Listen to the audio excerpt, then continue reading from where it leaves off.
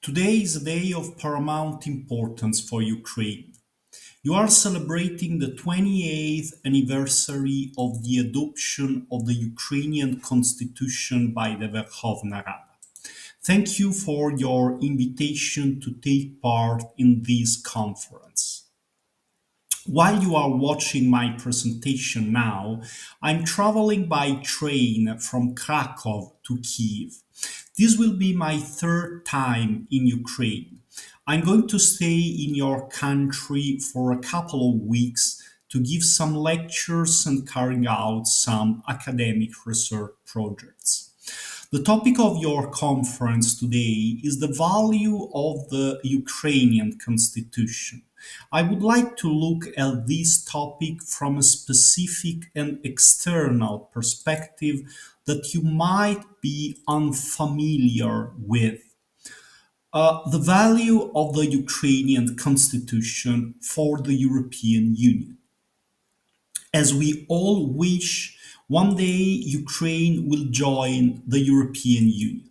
As you perfectly know, this is going to have some important legal consequences, not only for Ukraine, but also from the perspective of the European Union itself. The main constitutional consequence will be that of primacy of the European Union. This means that EU law will prevail over domestic law of each EU member state, even their constitutional law, apart from the supreme values of the Constitution itself that will remain untouchable. That is what we call counter limits. This might sound unpleasant to you. You are celebrating today the values of your constitution, and I have just said that one day, when Ukraine becomes a member of the European Union, EU law would prevail over your constitution, apart from its supreme values.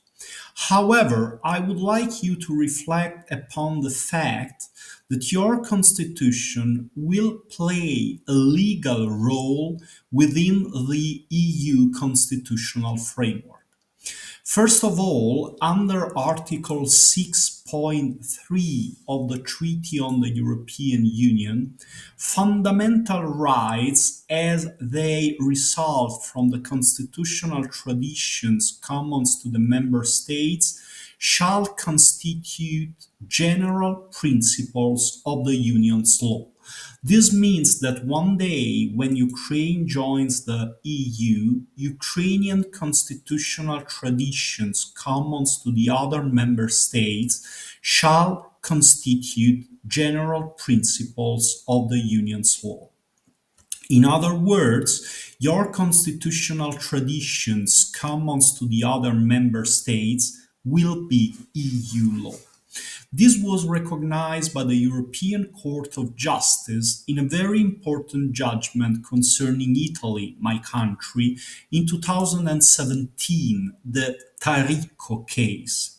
Focusing on such a concept, the Italian Constitutional Court was able to explain that the EU law would infringe the constitutional traditions common to the member states, thus the EU law itself, and to win the match with the European Court of Justice.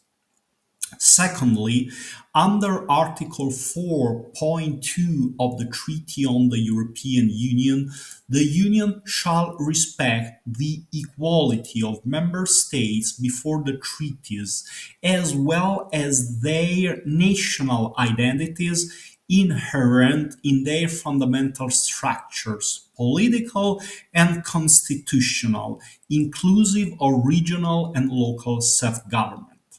This means that one day, when Ukraine joins the European Union, EU law would not be able to jeopardize the Ukrainian national identity. This is very important. There is a judgment issued in 2018 by the European Court of Justice, the Command case, concerning Romania that explains this very well. Finally, the whole European Union's mechanism works on the judicial dialogue between the European Court of Justice and domestic courts, especially domestic constitutional courts. If one day Ukraine joins the European Union, the Constitutional Court of Ukraine will be able to discuss vis-à-vis with the European Court of Justice on issues of constitutional nature via the preliminary reference tool, and in case to win the match, as the Italian Constitutional Court did in 2017. At the end of the day, I hope I was able to demonstrate that the Constitution of Ukraine will be of great legal value to the European Union if Ukraine joins the European Union.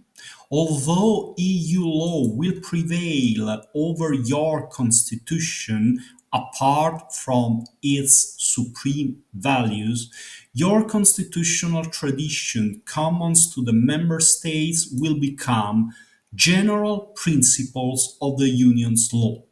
EU will not jeopardize your national identity, and the Constitutional Court of Ukraine will play a role within the judicial dialogue with the European Court of Justice via the preliminary reference tool.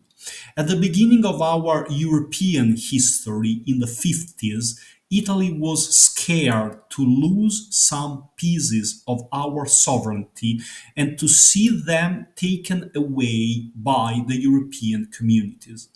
However, in the following decades, we understood that our constitutional court could play a role within the European Union constitutional framework, and that our constitution could be of legal value within that. Do not be scared to lose some pieces of your sovereignty. Benefits from joining the European Union will be enormous. Your constitution will not lose its value. Just the other way around, it will be of value to the European Union itself. Slava Ukraini!